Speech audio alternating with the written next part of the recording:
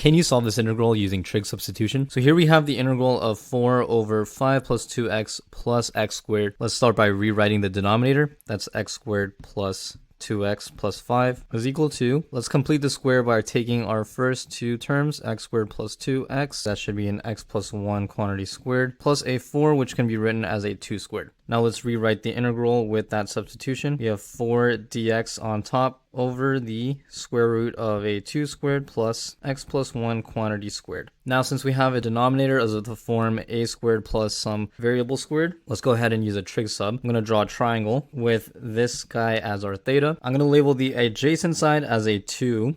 And then our opposite side as an x plus 1. Hypotenuse is going to be square root of x plus 1 quantity squared plus 2 squared. So therefore, let's define our tangent of theta to be our opposite, x plus 1, over our adjacent side, 2. And so therefore our trig sub will be x plus 1 equals to 2 tangent of theta. Let's highlight this guy as our main trig sub. Take the derivative, dx is equal to 2. The derivative of tangent squared is secant squared of d theta. So this will be our dx term. And then let's rewrite our integral in terms of theta. We'll go ahead and pull our 4 out of the integral. Our dx is now a 2 secant squared of theta, 2 secant squared of theta, d theta, over 2 squared plus our x plus 1 squared, which remember we said was a 2 tangent of theta squared. We now have an 8 outside the integral. Rewrite the numerator as a secant squared of d theta over a 4, factor that out to be a 1 plus a tangent squared, and recall the identity that 1 plus tangent squared of theta is equal to secant squared of theta. This guy cancels out, becomes a 2 times the integral of secant squared of d theta over our 1 plus tangent squared of theta, which was as secant squared of theta, and beautiful, these cancels out. So finally we have 2 times the integral of d theta, which evaluates to 2 theta plus c. Let's go back to our x plus 1 term to solve for theta by itself. So we had x plus 1 equals 2 tan theta,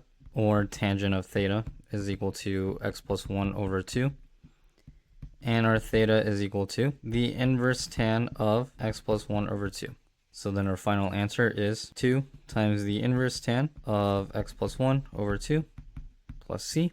Our final answer is 2 times the inverse tan of x plus 1 divided by 2 plus c. My name is Dr. Andrew. Sign up for math tutoring at the link in my bio.